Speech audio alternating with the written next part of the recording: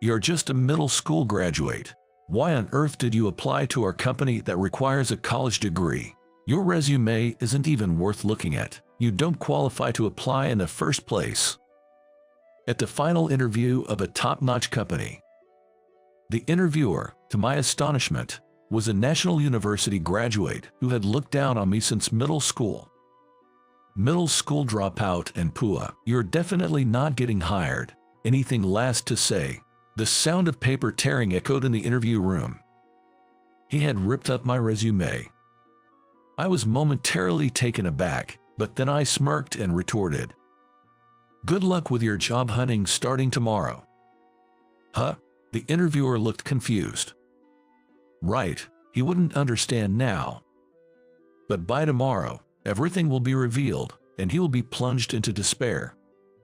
I'm nervous. My name is James. I had come to interview at a company, dressed in a suit. The company owned its own building in a prime location in front of the station, a major corporation indeed, and I was overwhelmed by the imposing building. I entered nervously and solemnly completed the reception process. It felt fresh to enter with a student mindset. But my school days were far from good. I never went on to high school. I was what you'd call a middle school dropout. I was a truant due to harassment and insults from classmates, making me unable to attend school. I reminisced about those days, going back in my memories. I'll never forget the daily harassment from classmates. Creepy and gloomy, that's you, James. Don't look this way. The one at the center of it all was Michael, who harassed me.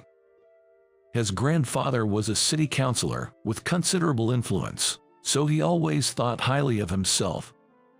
Michael had many followers, and everyone looked up to him. While I, on the other hand, was considered gloomy and overate as a stress relief, making me chubby back then.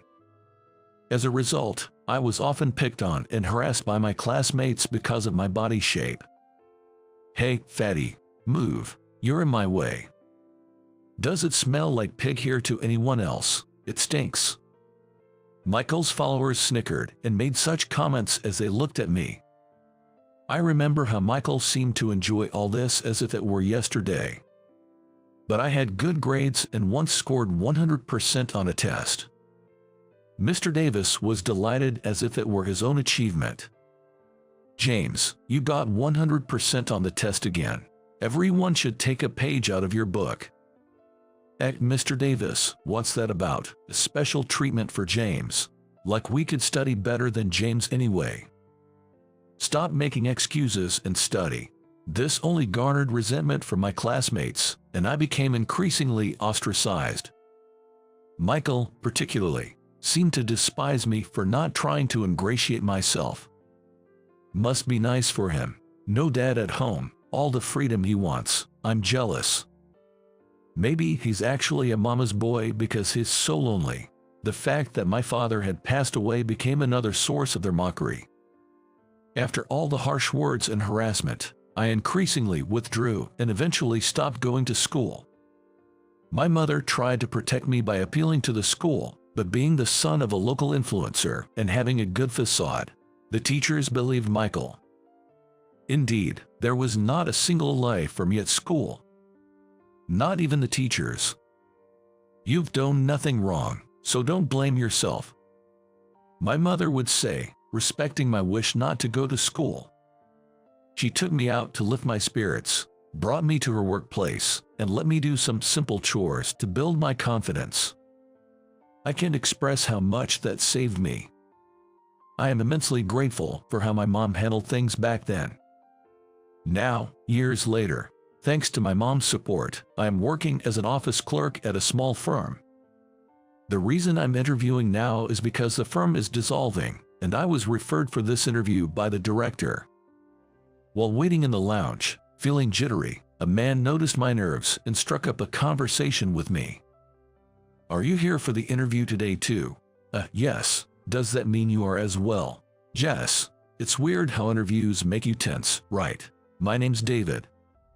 "I'm James. Let's both do our best." In the waiting room, I was approached by a new grad named David, and thanks to him, I felt a bit less nervous. Then, David glanced around before leaning in to whisper.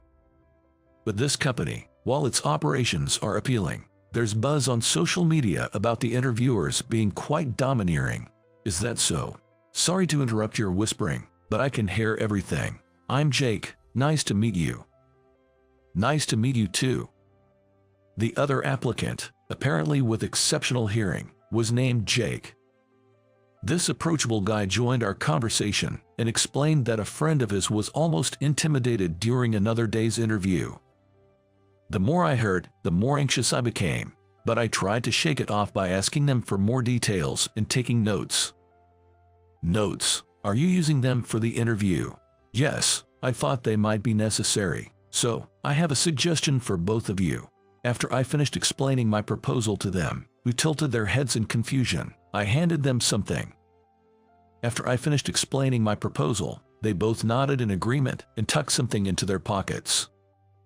And with nerves running high, the interview began. The interviewer was alone, and I recognized his face. He was Michael, a classmate from middle school who used to bully me. Upon recognizing me, Michael immediately sneered in an unpleasant manner. He seemed to enjoy the situation. He was the same as during the days he bullied me. Isn't that James, the middle school dropout? Long time no see. What have you been doing since then? Neat. As soon as I sat down, Michael mocked me, but I remained calm. Meanwhile, Michael, thinking he was superior because he graduated from a public university and was a rising star in the company, bragged about eventually succeeding his grandfather as a politician, talking non-stop about things no one asked. Hey, are you listening? You're still the quiet type, huh? Of course, I'm listening. Please, continue. Michael seemed displeased with my quiet demeanor. Not wanting to pour fuel on the fire, I encouraged him to keep talking. Taking this as a cue that I wanted to hear more, Michael, now in a good mood, continued his story. As the interview neared its end, Michael, smirking again, asked another question. Why would a high school dropout apply to our company, which requires a college degree? It's written in my resume, if you'd kindly take a look. Why would I bother looking at your resume? You don't even qualify to apply. In response to my calm reply, Michael, perhaps in defiance, picked up my resume from the desk and, in the next moment, tore it to shreds. High school dropouts are disqualified. Anything else to say? As my torn resume fluttered down, Michael grinned at my shocked reaction. But my shock was only because I hadn't expected my resume to be torn up. This whole situation was within my expectations. Calmly standing up, I gave Michael a refreshingly insincere smile and said, "Good luck with your job hunting starting tomorrow." Michael, completely taken aback by my unexpected response, remained in shock as I left the room. The next day, I was on my way to the company I visited yesterday with my boss, Ethan. "He's an old classmate of yours, isn't he? Don't you actually want to avoid seeing him?" Ethan, who knew about my past, said this out of concern. But I shook my head. "It's a matter of professionalism. I won't be selfish. Besides, I'm not who I was back then. I want to teach Michael a lesson." "You would be a formidable enemy." Initially, Ethan seemed a bit intimidated seeing my smile, but he ended up praising me for being a reliable subordinate. Despite being such a dependable boss himself. "We've got to put the bad guys in their place."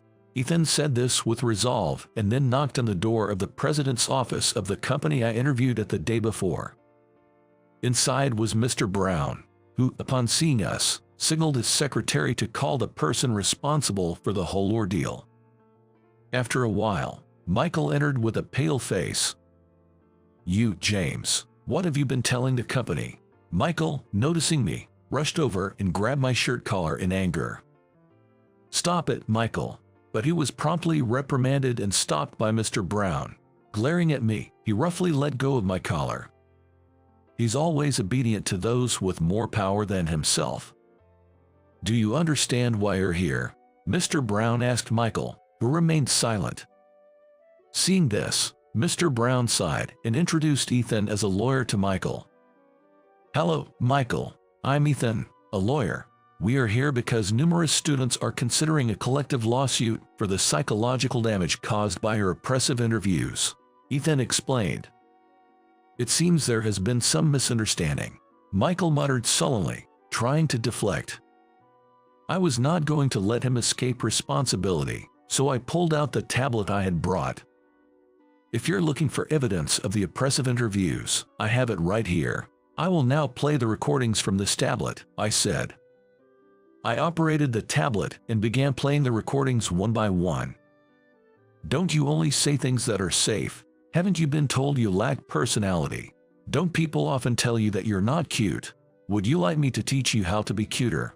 What? That university? Full of idiots. So even if you make it into this company, you're definitely going to be useless. Looks matter, so if you're ugly, how about getting plastic surgery before coming for an interview?" All were in Michael's voice, and as he listened to his own words, his face grew paler. Mr. Brown's face turned deep red with anger. He must have been particularly infuriated to know that such a person was conducting interviews. "Of course, there are witnesses. Please, call those two in." "Certainly." After Mr. Brown instructed his secretary, the secretary briefly left and then returned with two people. Those two were David and Jake, whom Michael also recognized, as they had been waiting with me in the waiting room yesterday and had interviewed separately. Before their interviews, I had given these two gentlemen voice recorders. I asked them to start recording when it was nearly their turn. "And this is what they captured," I explained. I took the voice recorders from David and Jake, turned them on, and played back the recordings. "This is David. I was drawn to your company's appealing job descriptions and decided to apply." David's recording began. "You know, I think you're dreaming if you think joining our company is easy. I'm very strict, and if you upset me, you'll be out quickly. Understand?" Michael's voice came next. "I'm Jake. After seeing your job advertisement, I wanted to be involved in your work and applied." Jake's recording started.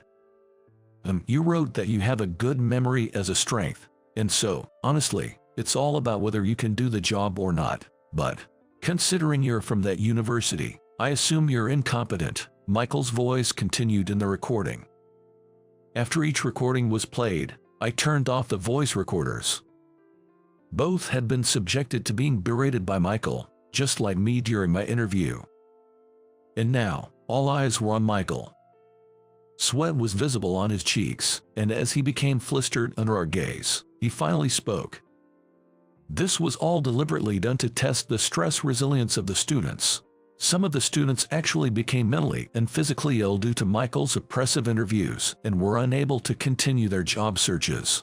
We have actual medical certificates here, so it's not something we can just write off as a test of stress tolerance."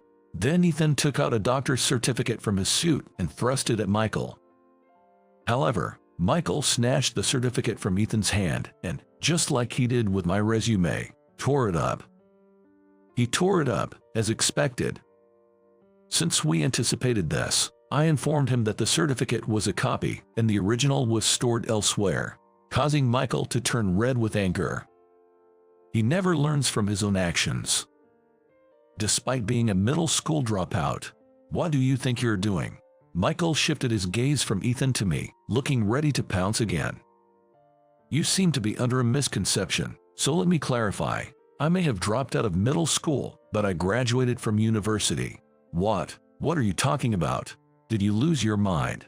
Michael, unable to comprehend what I was saying, tilted his head and laughed.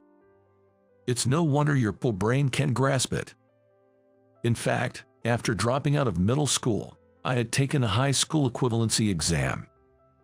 And I had passed, going on to study law at a renowned university. Then, I advanced to a law school. Ethan was a friend of my late father and a lawyer. My mother also worked in Ethan's office when I was in middle school. Yes, during those times when I didn't attend school, Ethan had given me odd jobs. "Oh, James, you're good at this. You have a promising future." Ethan, who had allowed me to frequent his office out of goodwill and was aware of my situation, had always been kind to me, I recall. My mother also seemed to respect Ethan a lot. "Keep it up, James, you can pass." And so, with Ethan's encouragement, I underwent legal training at his office this year and successfully passed the final exam. Ethan was as happy for me as if it were his own achievement and hugged me. Since then, I have been working at Ethan's office. Also, Ethan occasionally lectures at universities and had received complaints about oppressive interviews from students during those times. "How about it, James? I really want you to go undercover. Will you do it?" "Me, I'm not sure I'm confident enough." "Don't worry. All you need to do is go for the interview and record it with a voice recorder. By the way, here's the information about the interviewer. I was shocked when I saw the interviewer's document. The name section read Michael, and although he had grown, it was unmistakably the face of the person I knew. "Ethan, please leave this job to me." "Oh," suddenly feeling motivated. Is it someone you know by any chance?" Ethan asked tentatively, and when I answered with obvious displeasure, he started to get concerned and tried to call off the job, which made me inadvertently laugh. Ethan's reaction at that time was quite amusing. Yes, the person listed in that document was undoubtedly Michael, who had bullied me back in middle school. Due to a few students deciding to sue after being subjected to Michael's oppressive interviews and my own willingness, I, who would not seem out of place attending an interview, decided to go for it. Ethan and I have known each other for a long time. When he came to our company asking to investigate, I was surprised, but I agreed because such oppressive interviews should not be happening. Mr. Brown and Ethan knew each other, and they had explained everything beforehand, cooperating with my infiltration. Upon hearing this, Michael's face grew even paler. "The company must take responsibility for this matter. We intend to compensate the victims who suffered from Michael's oppressive interviews. Of course, Michael will also be held accountable. We will seek damages from Michael." Moreover, Mr. Brown announced disciplinary dismissal to Michael for causing significant damage to the company. "But Mr. Brown, I didn't mean any harm. I was really just trying to measure their stress tolerance. Was it not rather a way for you to relieve your own stress? Besides, it seems you have been under considerable stress from gambling, haven't you?" Michael, in his private life, was known to be a gambling enthusiast, pouring money into gambling. Apparently, he was often irritable the day after losing at gambling, and it seems during those interviews, he took out his frustration on the interviewees. "Mr. Brown, it wasn't intentional. Please forgive me. If I forgive you here, I'm afraid more victims will emerge. I'm sorry, but I can't compromise my decision." "No way." Michael begged Mr. Brown, but his resolve was firm and unyielding. Intentional or not, some actions are simply inexcusable. I wish Michael would understand that. "Ethan, I think I'd like to formally request you for this case." "In that case, what about involving James? He was the one who went undercover for this investigation. If Mr. Brown agrees, I would like to recommend him." "Of course, that's fine. If you say so, then I can leave it to James." "Leave it to me, Mr. Brown," I replied with determination, ready to fulfill the task given to me. Michael was still shaking his head in disbelief. He really can't accept the situation. "Should we also sue for defamation and insult, as I have suffered mental and physical distress?" "You don't look distressed at all, and there's no way I could lose to someone like James." "Shall we proceed with the formalities then?" "My grandfather won't allow it." With a childish parting shot, Michael fled the president's office. We were utterly astounded that he, nearing 30, was still trying to rely on his grandfather, a city councilor. Our investigation revealed that Michael had gotten into the company through his grandfather's connections. And due to that, he had been acting as arrogantly as he did in his student days. Once in the HR department, he turned his arrogance towards the students. The company had been concerned about its reputation among job-seeking students, but at the time, there had been no evidence. That's why I had asked David and Jake, who interviewed on the same day as me, to cooperate under the guise of a proposal, secretly carrying voice recorders in their pockets. As expected, the recordings of his abusive language during the interviews served as evidence, leading to this lawsuit. I never imagined that one of us interviewing together would be a lawyer. Do you really have a lawyer's badge or something? As soon as we left the president's office, David and Jake bombarded me with questions. It seemed it was their first time meeting a lawyer, and they looked at me with eyes shining with admiration. Of course, here it is. Wow. I showed them the lawyer's badge that I had been hiding during the undercover operation, and they cheered. With that exchange earlier, lawyers are really cool. I should have aimed to be a lawyer too. Given how the interviewer was, I'm not sure if I would have passed. Mr. Brown said he had installed surveillance cameras in the room during the interviews and recorded everything. He'll review the footage and inform you both of the results later. That's a relief. Seeing David and Jake visibly relieved made me feel somewhat apologetic. Despite being part of the investigation, I deeply apologized to them for any anxiety caused. I'm really sorry for involving you two without revealing my identity. It must have made you anxious. What are you talking about? If James hadn't gone undercover, only the interviewer's perspective would have prevailed, and we'd be out of luck. Exactly. We would have been unfairly rejected for sure. You really saved us. Hearing them say that made me feel that the undercover effort was worth it. Seeing their happy faces, I felt reassured that we had prevented further victims. Since we're all here, how about we go for lunch together? That sounds good. James, will you join us? I'd love to. I checked my watch for the time and, seeing that I had enough before my afternoon tasks, agreed and exchanged contact information with them before heading out for lunch.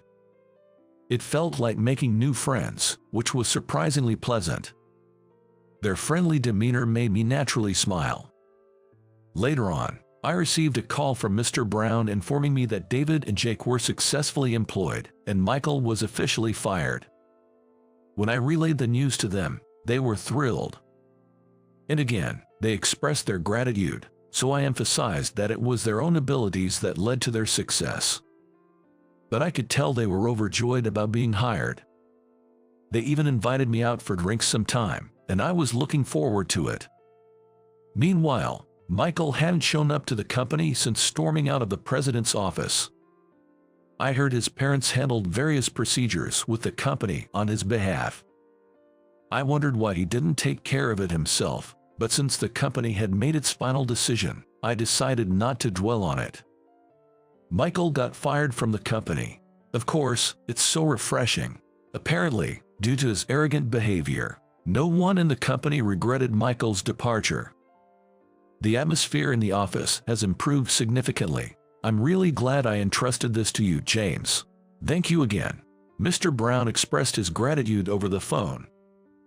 I could almost see his relieved face. Just when I thought all was resolved, the next day Michael and his grandfather, Charles, came to the office. The next day, Michael and his grandfather, Charles, visited the office. I've heard there's a lawyer named James here. I'd like to meet him to discuss my grandson's trouble. Charles, dressed in black and with a robust man, called for me. I was on guard for anything, but then Charles deeply bowed to me. My grandson has done something inexcusable. Although I wasn't aware of his actions, as his grandfather, I feel a great deal of responsibility. I knew Charles was a city councilman, but he was more humble than I had anticipated. He had fully trusted Michael, who had good grades and seemed well-mannered, unaware of the bullying he was involved in. It seems likely Michael silenced those around him or suppressed them using his influence. Charles explained that he had never thought of him using his power as a shield to be arrogant. After asking his friends and local acquaintances, I found out about the foolish things my grandson had been doing. First of all, I'd like to apologize to you, who have been harassed since middle school. Saying this, Charles bowed once more. Michael, though appearing sulky, bowed slightly as well. I wish he would take a leaf out of Charles's book. Please raise your head. I feel as if I might be struck by lightning if you continue bowing. Charles looked like he would keep bowing indefinitely, so I intervened. Charles then told me he intended to retire from politics because of this incident. And I want Ethan to be my successor. Me. That's quite an honor, but Ethan was planning to close his office and run for election. Therefore, Ethan, who would never have hoped to become Charles's successor, reacted in a way that seemed unrealistic. Is it okay to decide this so quickly? Shouldn't we discuss it more? You're the only lawyer in town I trust.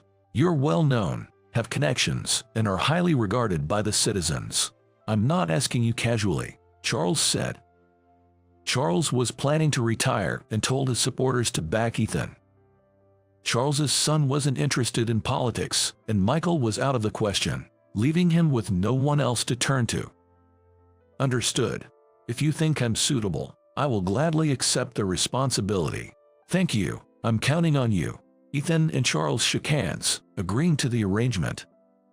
Michael was set to help with Charles's farming business. As long as I live, I won't let you do anything bad again. I'll correct you strictly, Charles declared with enthusiasm, causing Michael to turn even paler. Months later, Ethan was successfully elected, and I took over the office. Hey, how are you managing? I was grateful that Ethan, still busy, would visit the office when he had time. I've always thought of Ethan as a second father, and now it's becoming a reality. Ethan, did you go on a date with Mom? What are you grinning about? Is there something wrong with that? I teased Ethan, who blushed as he asked me back. Yes, recently Ethan and my mother, who had a mutual respect for each other, got married. No, it's great to see you so happy. Seeing Ethan, still freshly married, radiating happiness, I chuckled. Of course, I was happy for their joy and felt incredibly honored to have someone like Ethan as my new father. It was only because it was Ethan that I could accept it. He has always been there, supporting me and my mother. Even during my middle school days, when I faced bullying, he helped through my mother. When I gave up on going to high school, it was he who encouraged me and suggested I take the GED. I realize I will always look up to Ethan. On the other hand, Michael seems to have had his share of struggles, taking over the family farm. Since Charles retired from the city council, he's been under strict surveillance, hardly able to gamble, play, or even go out drinking as before. I heard rumors that his old classmates, once part of his circle, don't even give him the time of day now. When I went to a reunion, the thought of those middle school days made me feel sick. But now, with Michael gone, those who followed him look at me, now a lawyer, with respect. They were all under Michael's thumb back then. I really owe you an apology, they'd say. James, I'm really sorry, they'd add. Hey, if you don't mind, give me your contact. Let's go out for drinks sometime, they suggested. I, who had accepted their apologies for the past bullying, ended the reunion on good terms with my classmates. Despite the hardships, I'm glad I persevered. Even the times I couldn't attend school in middle school, I don't see it as wasted. It's because of those painful times that I now want to be an ally to the weak and the hurt. Undoubtedly, all these thoughts and aspirations are thanks to Ethan. And so, I aspire to be a lawyer who can empathize with people, just like Ethan.